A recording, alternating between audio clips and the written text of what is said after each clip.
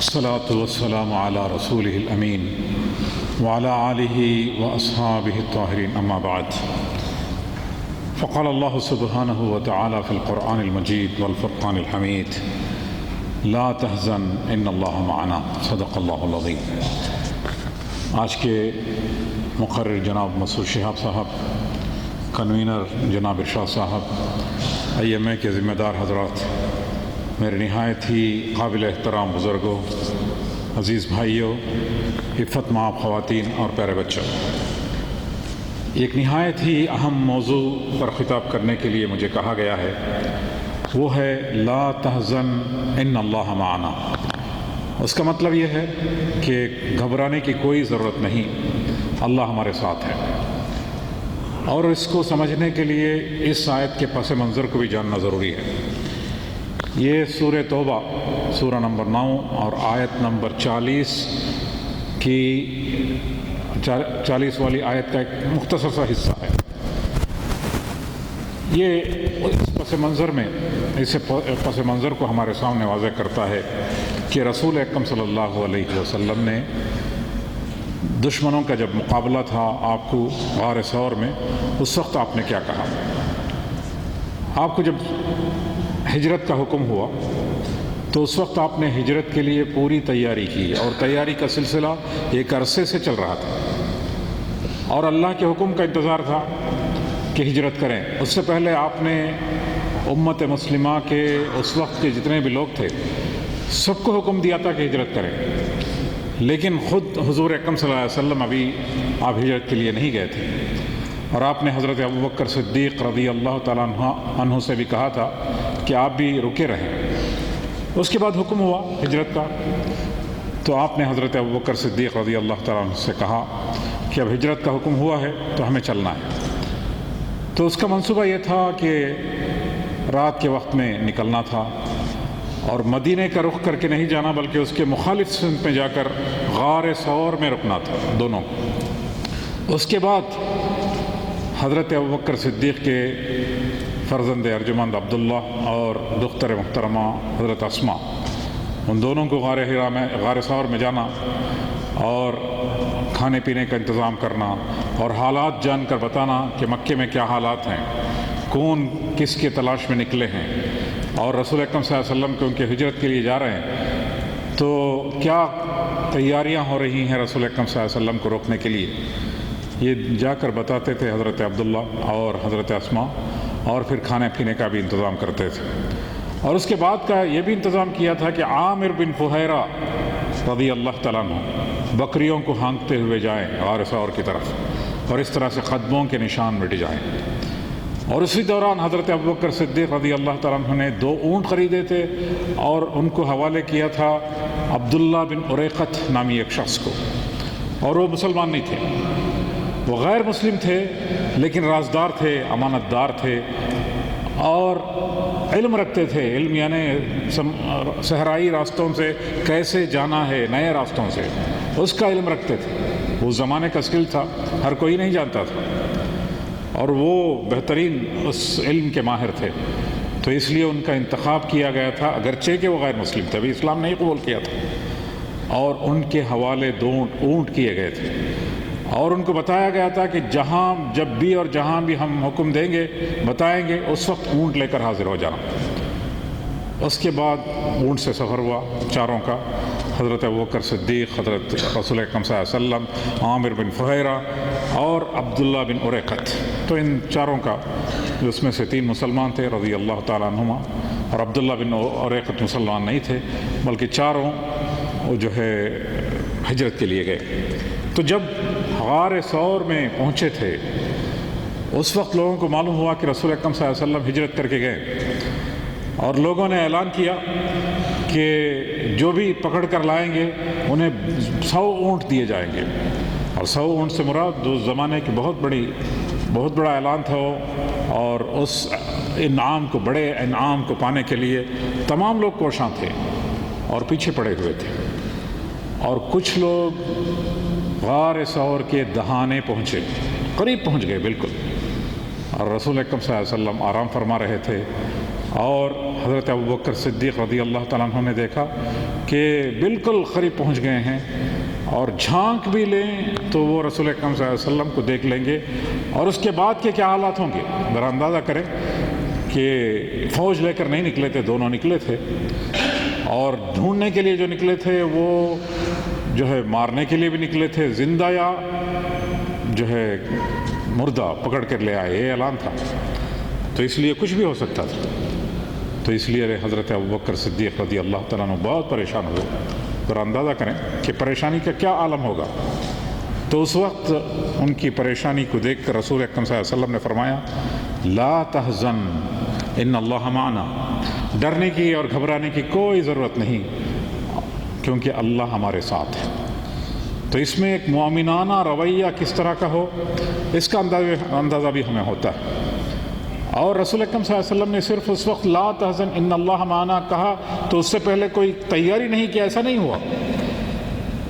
ہجرت کے ذریعے سے ہمیں جو سبق دیا گیا وہ یہ ہے کہ ہر زمانے میں مسلمان کو، امت مسلمہ کو پریشانیوں کا سامنا کرنا پڑتا ہے، اور یہ سلسلہ انبیاء کے زمانے میں بھی جاری رہا، اور رسول اکرم صلی اللہ علیہ وسلم کی تاریخ بھی اگر آپ دیکھتے ہیں تو پریشانیاں آئیں، مسائل آئے، اور مسائل کا سامنا کیا لوگوں نے، اور رسول اکرم صلی اللہ علیہ وسلم کے سامنے بھی کئی پریشانیاں آئیں، لیکن اس کے لیے آپ نے منصوبہ بنایا، سوچا، اور ان پریشانیوں کو دور کرنے کے لیے بھی آپ نے کوشش کی، پھر اللہ پر توکل کیا۔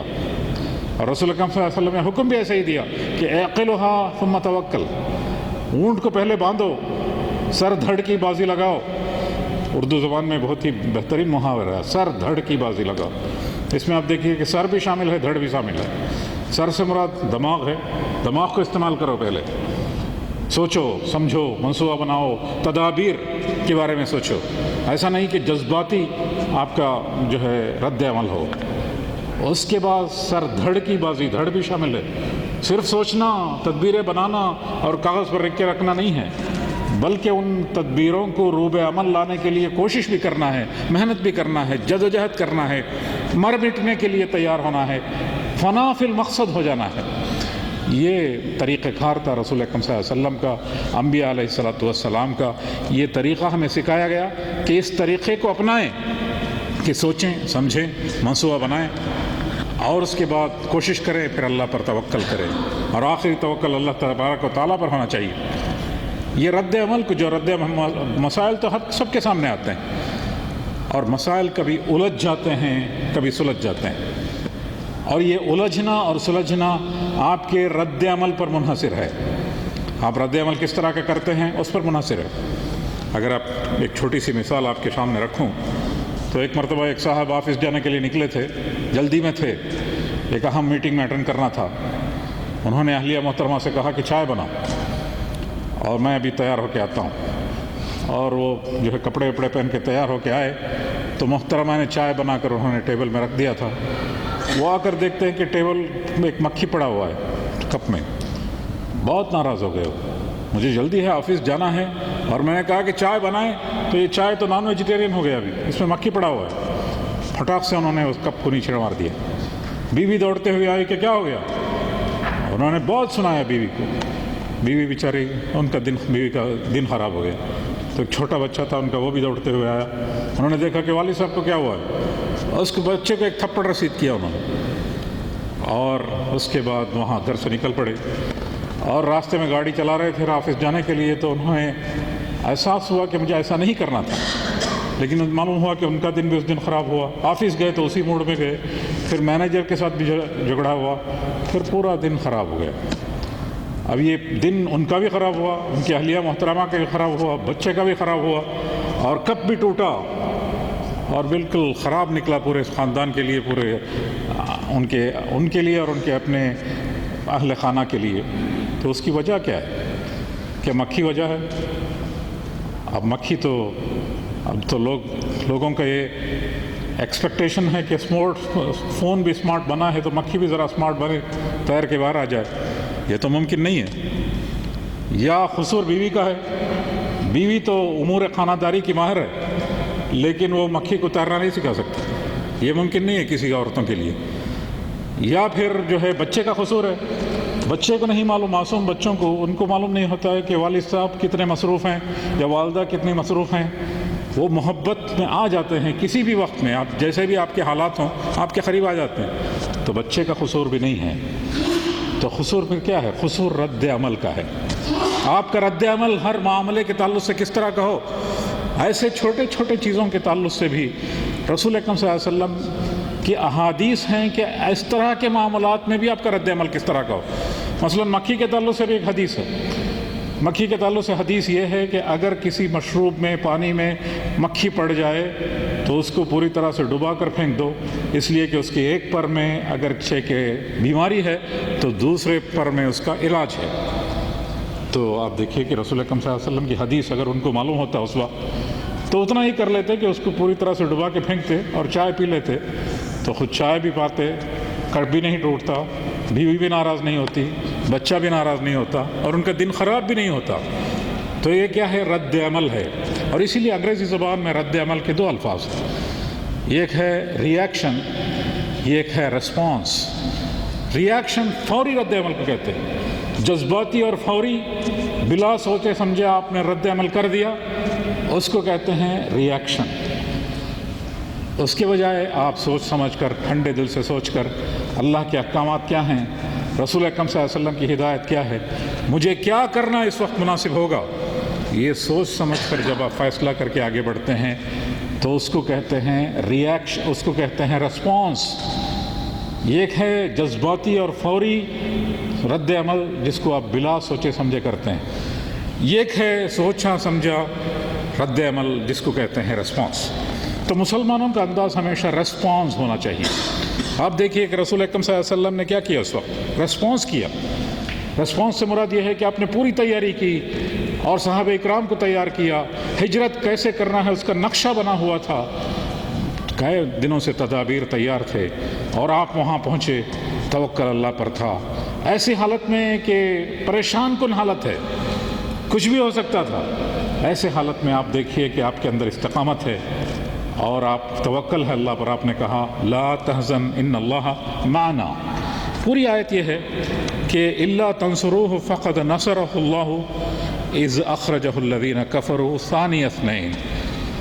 اگر آپ نبی صلی اللہ علیہ وسلم کی مدد نہیں کرتے ہیں تو اللہ کو اس کی کوئی پرواہ نہیں ہے. یعنی اللہ نے آپ کو مسلمان کی حیثیت سے پیدا کیا ہے، اشرف المخلوقات بنایا ہے، انسان کی حیثیت سے پیدا کیا ہے.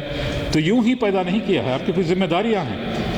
ہمیں اللہ کا شکر ادا کرنا چاہیے کہ ہم مسلمان کی حیثیت سے پیدا ہوئے ہیں.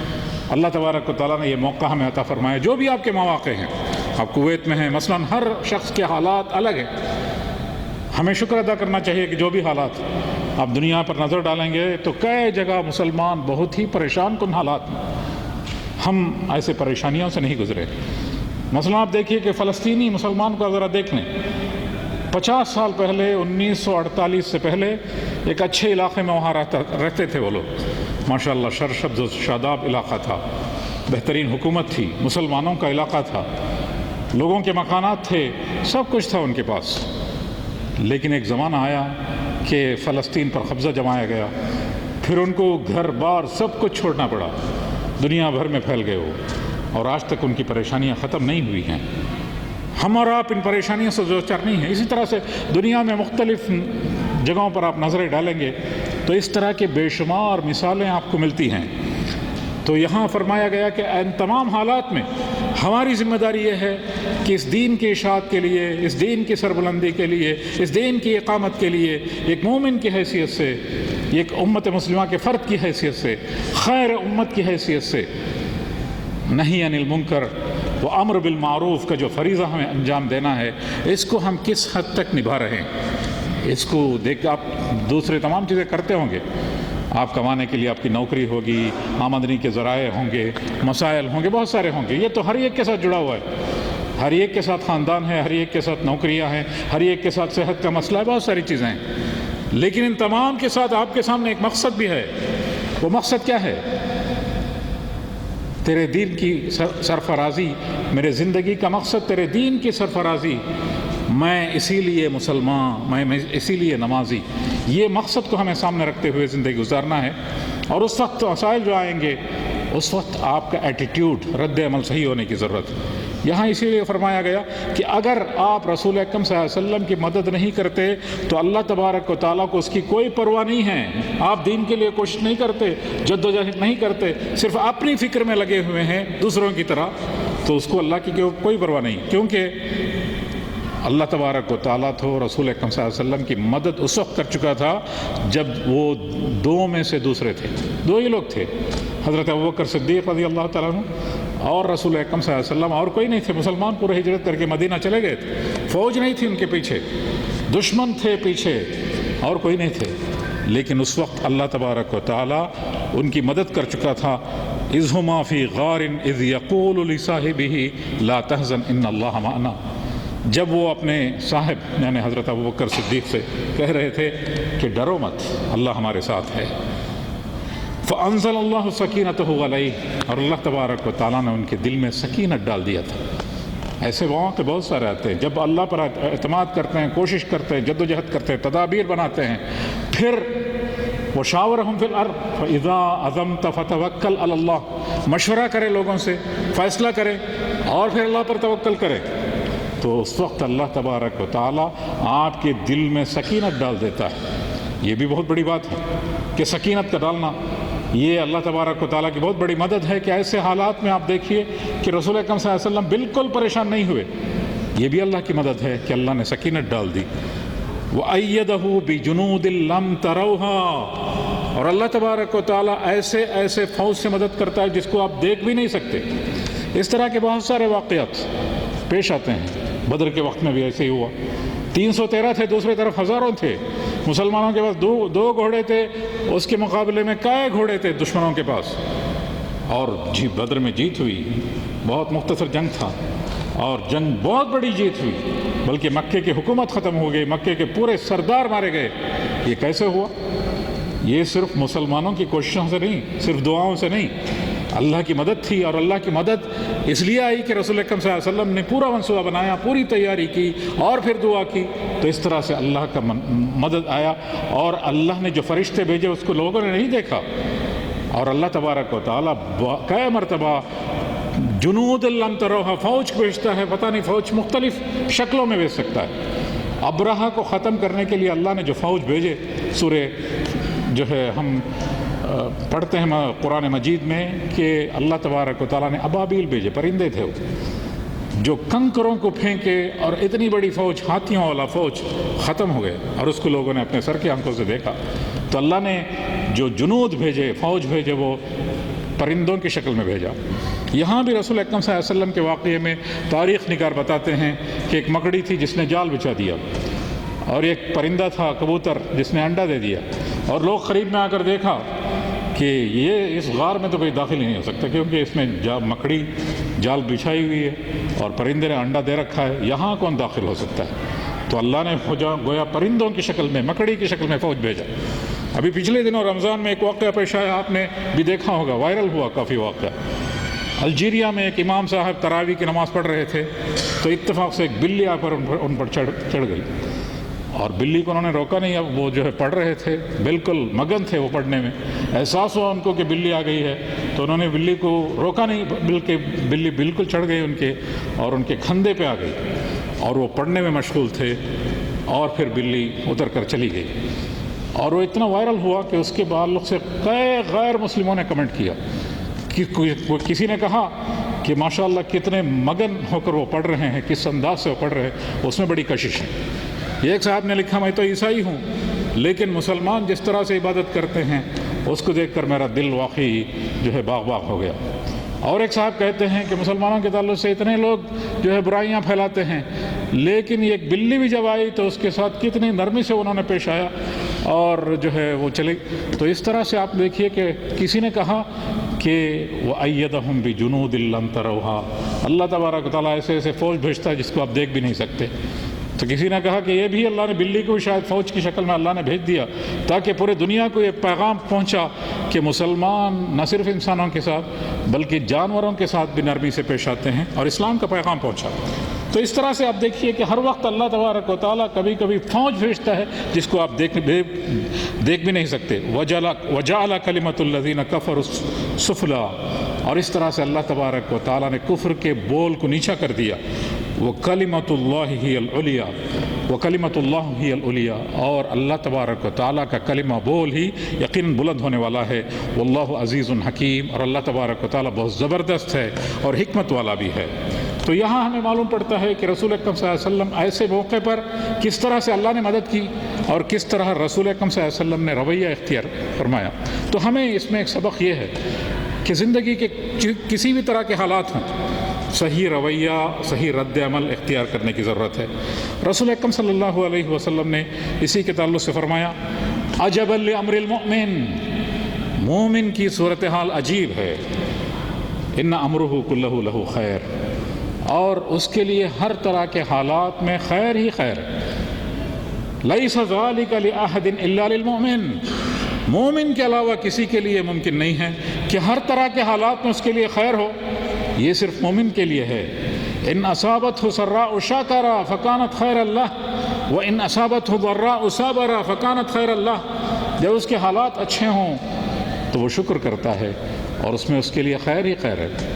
مثلا آپ کی مالی حالت اچھی ہو، اچھی نوکری ملی ہو، سیلری ملتا ہو اور کچھ بچت بھی ہو رہی ہو، تو یہ آپ کے حالات ہیں، آپ کے پریشان کن حالات نہیں ہیں. تو اس میں شکر ادا کریں. آپ مومن ہو تو شکریہ ادا کرتا ہے. شکریہ ادا کرنے سے مراد کیا ہے؟ جزاکم اللہ خیر، واشکر اللہ، اللہ کا شکر صرف زبان سے نہیں بلکہ وفی اموالہم حق للسائل والمحروم، ان کے مال میں مانگنے والوں اور سائلین اور جو ہے ضرورت مندوں کے حقوق ہیں. تو آپ جاننے کی کوشش کرتے ہیں کہ میرے خاندان میں، میرے قریب ترین لوگوں میں کون ہے ضرورت مند، اور اپنے مال میں سے ایک حصہ نکالتے ہیں اور ادا کرتے ہیں اور پھر شکر ادا کرتے ہیں. اور اس طرح سے آپ شکر ادا کرتے ہیں ہر طرح کے. میں ایک مثال دے رہا ہوں، آپ کو کسی بھی طرح سے اللہ تبارک و تعالیٰ نوازے، صحت سے نوازے، یہ بہت بڑی نوازش ہے. کسی کو صحت نہیں ہے، سب کچھ ہے، اگر صحت نہیں ہے تو کیا فائدہ؟ وہ اپنے مال سے کچھ بھی نہیں کر سکتے. بہت سارے لوگ ہیں جن کے پاس بینک بیلنس پڑا ہوا ہے، سب کچھ پڑا ہوا ہے، لیکن نہ کھا سکتے ہیں نہ بات کر سکتے ہیں. تو ان کو اس وقت احساس ہوتا ہے کہ اللہ تبارک و تعالیٰ کی کتنی بڑی سعادت ہے اور نعمت ہے جو صحت ہے جس کو اللہ تبارک و تعالیٰ نے ہمیں عطا فرمایا. اور رمضان میں بھی ہم دعا کرتے ہیں وَمَتِّعْنَا اللَّهُمَّ بِأَبْصَارِنَا وَأَسْمَاعِنَا وَقُوَّاتِنَا أَبَدًا مَا أَحْيَيْتَنَا. اے اللہ تبارک و تعالیٰ، ہماری جو دیکھنے کی صلاحیت ہے، جو سننے کی صلاحیت ہے، اور بدن کی جو توانائیاں، قوت، میں ہاتھ اٹھا سکتا ہوں. کئی لوگ ہیں ہاتھ اوپر تک اٹھا نہیں سکتے، پیر آگے تک نہیں بڑھا سکتے، اور سجدہ نہیں کر سکتے، چل نہیں سکتے. کتنے کیا پریشانیاں. دعا یہ ہے کہ اللہ تبارک و تعالیٰ دیکھنے کی جو صلاحیت ہے، سننے کی صلاحیت ہے، بدن کی جو توانائیاں ہیں، اس کو آخری دم تک باقی رکھا ہے اللہ تبارک و تعالیٰ. لیکن اللہ نے صحت دیا ہے، آپ چل پھر سکتے ہیں، تو اس وقت آپ شکر ادا کریں. مثلا حی علی الصلاۃ، اس کا جواب آپ کیا دیتے ہیں؟ لا حول ولا قوت الا باللہ. بہت سارے لوگ اس کو گالی سمجھتے ہیں. لا حول ولا قوت الا باللہ، یہ گالی نہیں ہے. اس میں کیا پڑھ رہے ہیں آپ؟ لا حول، کوئی تبدیلی واقع نہیں ہوگی. ولا قوت، کسی کو کوئی قوت نہیں ہے، الا باللہ، سوائے اللہ کی. یعنی اللہ بلا رہا ہے حی علی الصلاۃ، تو آپ بیدار ہوتے ہیں فجر کی نماز میں، تو آپ ابھی زندہ ہیں، آپ ہاتھ پیر ہلا سکتے ہیں، آپ قدم نیچے رکھ سکتے ہیں. تو اس سے مراد یہ ہے کہ اللہ تبارک و تعالیٰ نے سب کچھ آپ کو دیا. کچھ لوگ ایسے بھی ہیں صبح اٹھتے ہیں تو ان کو معلوم ہوتا ہے کہ ہاتھ نہیں ہل رہا ہے، تو ایسے حالات بھی ہوتے ہیں. تو اس طرح سے آپ جو ہے شکریہ ادا کریں. تو یہ فرمایا گیا کہ صحیح رویہ یہ ہے کہ ہر حالت میں ہمیں صحیح رویہ ادا کرنے کی جو ہے اختیار کرنے کی ضرورت ہے. اب وقت بھی ختم ہو رہا ہے، تو اسی طرح سے ایک دیکھیے کہ جنگ کے حالات میں اللہ تبارک تعالیٰ قرآن مجید میں ایک اور جگہ فرماتا ہے الذین قال لهم الناس ان الناس قد جمعوا لكم فاخشوهم. احد کی جنگ میں مثلا لوگ جمع ہو رہے تھے بڑی تعداد میں، اور اسی طرح سے جنگ خندق میں، جنگ بدر میں، تمام حالات اسی طرح کے حالات تھے کہ مسلمان کم تعداد میں ہیں، دوسری طرف بہت بڑی تعداد ہے. تو اس وقت لوگ آ کر کہتے ہیں کہ الذین قال لهم الناس ان الناس قد جمعوا لكم، لوگ تمہارے خلاف جمع ہو رہے ہیں، جتہ بندی کر رہے ہیں، کوئلیشن کر رہے ہیں، تمہیں مارنے کا منصوبہ بنا رہے ہیں. ڈرو ان سے، ان لوگوں سے ڈرنا چاہیے. اس طرح کے حالات بھی بہت سارے ملکوں میں بھی ہیں، مختلف ملکوں میں مسلمانوں کے حالات مختلف ہیں. ہندوستان میں بھی آپ دیکھیے کہ اگرچہ کہ بہت بڑی تعداد مسلمانوں کی ہے اور مسائل بھی بہت بڑے ہیں، لیکن آپ تاریخ دیکھیں گے ہماری مسلمانوں کی تاریخ، آج بھی آپ گوگل کر کے دیکھنے کی کوشش کریں، biggest regimes in the world تو کون سے ہیں وہ آپ دیکھیے کہ خلافت راشدہ، الراشدون امپائر، خلافت راشدہ اس میں شمار ہے، اس کے بعد امیہ ڈائناسٹی، سلطنت اموی، خلافت امویہ وہ شامل ہے، اور اس کے بعد عباسیت ڈائناسٹی، خلافت عباسیہ وہ بھی شامل ہے، اس کے بعد مملوک ڈائناسٹی وہ بھی شامل ہے، اس کے بعد عثمانیہ سلطنت جس کا خاتمہ ہو 1923 میں، ہمارے باپ داداؤں نے اس کو دیکھا، اگر 1923 میں کسی کی پیدائش ہوئی ہے یہاں پر، اتنے بزرگ تو یہاں نظر نہیں آ رہے، انہوں نے بھی دیکھا ہوگا، تو یہ ابھی ہوئی، لیکن اب تک جو بڑی بڑی حکومتیں دنیا میں بنائیں، آپ 10 biggest regimes in the world, تو اس میں بہت سارے آپ کی نظر آئیں۔ امت مسلمہ نے یہ کارنامہ انجام دیا، اللہ نے یہ موقع مسلمانوں کو عطا فرمایا، اور مسلمانوں کی سب سے بڑی زیادہ تعداد کب رہی تاریخ میں؟ تو آج کے دن، آج سب سے زیادہ تعداد ہے، کل دوسری بڑی تعداد ہے، اس لیے کہ اس مسلمانوں کی تعداد میں ہمیشہ اضافہ ہو رہا ہے، اور کسی ملک میں بلکہ دنیا میں کبھی مسلمانوں کی تعداد گھٹی نہیں، ہو سکتا ہے کہ کسی ملک میں کبھی گھٹ گیا ہو، اسپین میں کچھ گھٹ گیا، ایک زمانے میں 13ویں صدی میں اسپین سے مسلمانوں کا خاتمہ ہوا، لیکن اسی 13ویں صدی میں کاروبار کرنے والے پہنچے مشرق بعید میں، اور پورا انڈونیشیا، ملیشیا کے پورے علاقے کے لوگ، مشرق بعید کی بہت بڑی تعداد، وہاں کے بادشاہوں نے اسلام قبول کیا، تو ایک طرف مسلمانوں کا انخلا ہوا، دوسری طرف اسلام قبول کیا لوگوں نے، اور آج سب سے بڑی تعداد مسلمانوں کی وہاں پر ہے، انڈونیشیا میں۔ تو اسی طرح سے مسلمانوں کے سامنے مسائل ہمیشہ رہے ہیں، اور آپ کو اللہ تبارک و تعالیٰ نے ہمیشہ نوازا بھی ہے، اور وہ حالت آج بھی مختلف نہیں ہے۔ ہندوستان کے مسلمانوں کو اس کے تعلق سے سوچنے کی ضرورت ہے کہ ایسے کتنے لوگ آئے ہیں، کتنے فرعون آئے ہیں، اور کتنے حامان آئے ہیں، کتنے چنگیز خان آئے ہیں، اور چنگیز خان کو بھی آپ دیکھیے، چنگیز خان اور ہلاکو خان نے جس طرح سے مسلمانوں کو نقصان پہنچایا، بہت بڑا نقصان تھا، پورے بغداد کی سلطنت کا خاتمہ کر دیا، اور لوگوں نے سوچا کہ اب کیا ہوگا، لیکن اسی چنگیز خان اور ہلاکو خان کی اگلی نسل نے اسلام قبول کیا، اور وہ 3 طرح کے جو ہے ترک بنے، ایک ترکان صفوی جو ایران میں حکومت کرتے تھے، ایک ترکان تیموری جن کا دوسرا نام ہے مغلیہ سلطنت، اسی چنگیز خان کے خاندان میں سے تھے، وہ ہندوستان میں مسلمانوں انہوں نے حکومت کی، 800 سال کی بڑی حکومت رہی ہے، آج ان کے مغلیہ سلطنت کے نشانوں کو مٹانا چاہتے ہیں وہاں کی حکومت، لیکن آج بھی آپ دیکھنے کی کوشش کریں کہ دنیا میں کہیں بھی جائیں، اسکول میں جا کر کہیں کہ who want to see Taj Mahal, ہر بچہ ہاتھ اٹھائے گا، یا دوسرا سوال کہیں کہ who want to see a portrait of Patel which is established with 3,000 crores investment، کسی کو جانتا ہی نہیں کہ پٹیل کون ہے، کیا پورٹریٹ ہے، کس نے بنایا، کہ جانتا ہی نہیں۔ تو آج بھی جو ہے ریونیو جنریٹنگ مونیومنٹس جو ہے انہوں نے بنائی، آج بھی جتنے بھی انڈیا میں ہیں، بہرحال غلطیاں ہو سکتی ہے، کمزوریاں ہو سکتی ہیں، لیکن بڑی حکومت ان کی رہی ہے، 800 سال تک حکومت رہی ہے، یا بہت بڑی سلطنتیں رہی ہے، اور تیسرے تھے جو ہے انہوں نے تیسرے جو ترک تھے انہی کے نسل میں آئے، عثمانیہ سلطنت ترک میں بنے۔ تو اس طرح سے آپ دیکھیے کہ مسلمانوں کو، اسی لیے علامہ اقبال نے فرمایا کہ پاسباں مل گئے کعبے کو صنم خانے سے، ہائے آیاں یورش تاتار کے افسانے سے، پاسباں مل گئے کعبے کو صنم خانے سے، وہ جو تاتار تھے آپ کو ختم کرنے کے لیے آئے تھے، لیکن اللہ تبارک و تعالیٰ نے ان کے دلوں سے نفرت کو ختم کیا، اور وہ خود اسلام کے حلقہ بگوش اسلام ہوئے، اور اس طرح سے آپ کا مسئلہ حل ہوا۔ تو اس طرح سے آپ کا مسئلہ ہمیشہ فرمایا گیا کہ الذین قال لهم الناس ان الناس قد جمعوا لكم، لوگ جمع ہو رہے ہیں آپ کے خلاف، جتھہ بندیاں کر رہے ہیں، آپ کو مٹانے کی سازشیں کر رہے ہیں، ان سے ڈرو۔ فزادہم ایمانا، لیکن مسلمانوں کا رسپانس یہ ہے کہ ایمان میں اضافہ ہوتا ہے۔ وقالوا حسبنا اللہ ونعم الوکیل، اللہ ہمارے لیے کافی ہے، وہ بہترین کارساز ہے اور بہترین مددگار ہے۔ یہ رد عمل احساس، اس کے ساتھ تیاریاں، اس کے ساتھ منصوبہ بندی، اس کے ساتھ تدابیر، اس کے بعد عملی میدان میں مسلسل کوشش، پھر اللہ پر توکل، اور کمزوریوں کو بالکل ہٹا دینا، یہ نہایت ہی ضروری ہے، کیونکہ کسی شاعر نے کہا کہ تقدیر کے قاضی کا فتویٰ ہے ازل سے، ہے جرم ضعیفی کی سزا مرگ مفاجات۔ وآخر دعوانا الحمدللہ رب العالمین۔